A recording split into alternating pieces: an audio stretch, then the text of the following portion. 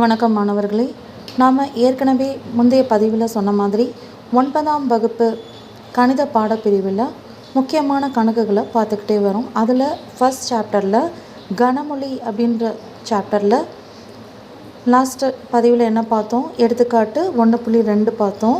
இப்போ பயிற்சி 1.1ல் 2வது சம் பார்க்க போகிறோம். என்ன கொடுத்துருக்காங்க? பின்வரும் ஆங்கில சொற்களில் உள்ள எழுத்துக்களை பட்டியல் முறையில் எழுதுக அப்படின்னு கொடுத்துருக்காங்க. ஸோ ஆங்கில சொற்களில் உள்ள எழுத்துக்களை நம்ம பட்டியல் முறையில் எழுதணும். லாஸ்ட் டைம் பார்த்த அதே எக்ஸாம்பிள் மாதிரியே அப்படியே போட வேண்டியது தான். ஸோ ஃபஸ்ட்டு இந்தியா அப்படின்னு கொடுத்துருக்காங்க. ஸோ இதை நாம் எப்படி பட்டியல் முறையில் எழுதணும் அப்படின்னா ஏ அப்படின்னு சொல்லி எடுத்துக்கலாம். ஸோ கணத்தை ஓப்பன் பண்ணி இதில் பார்த்தோன்னா பட்டியல் முறை அப்படின்னா ஏற்கனவே சொன்ன மாதிரி இந்த கணத்துக்குள்ளே ஒரு உறுப்பு ஒரு தடவை மட்டும்தான் வரணும், திரும்ப திரும்ப ரிப்பீட் ஆகக்கூடாது. அதை ஞாபகம் வச்சுக்கணும்.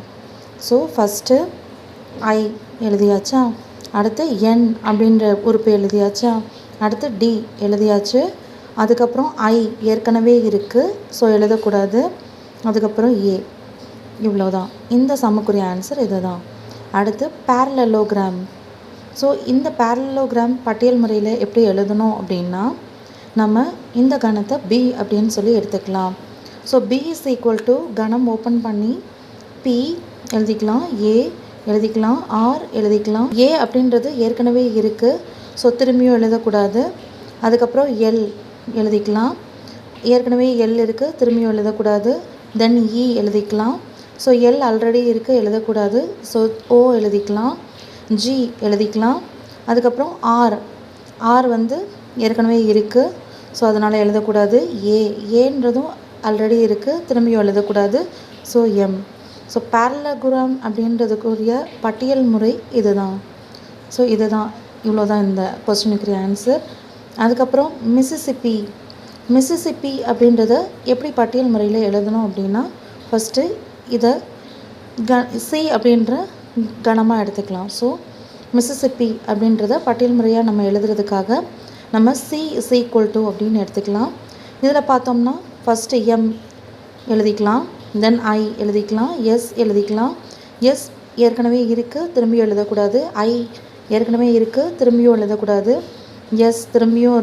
எஸ் ஏற்கனவே இருக்கனால மறுபடியும் எழுதக்கூடாது, திரும்பியும் எழுதக்கூடாது. ஸோ ஐ ஏற்கனவே இருக்குது, எழுதக்கூடாது. அடுத்து பி எழுதிக்கணும், திரும்பியும் பி எழுதக்கூடாது, ஐ ஏற்கனவே இருக்குது. ஸோ இதுதான், இவ்வளோ தான் இதுக்குரிய ஆன்சர். ஸோ மிசிசிப்பியோட பட்டியல் முறை இது தான். அடுத்து செக்கோஸ்லோவாக்கியா. இப்போ இந்த வேர்டை வந்து எப்படி பட்டியல் முறையில் எழுதணும் அப்படின்னு கேட்டிங்கன்னா ஸோ ஃபஸ்ட்டு இதை நம்ம டி அப்படின்னு சொல்லி எடுத்துக்கலாம். So D is equal to கணம் ஓப்பன் பண்ணி சி எடுத்துக்கலாம். தென் இஜெட் எழுதிக்கலாம், இ எழுதிக்கலாம். சி ஏற்கனவே இருக்குது, அதனால் நம்ம எழுதக்கூடாது. ஹெச் எழுதிக்கலாம், ஓ எழுதிக்கலாம், எஸ் எழுதிக்கலாம், எல் எழுதிக்கலாம். ஓ ஏற்கனவே இருக்குது, திரும்பியும் எழுதக்கூடாது.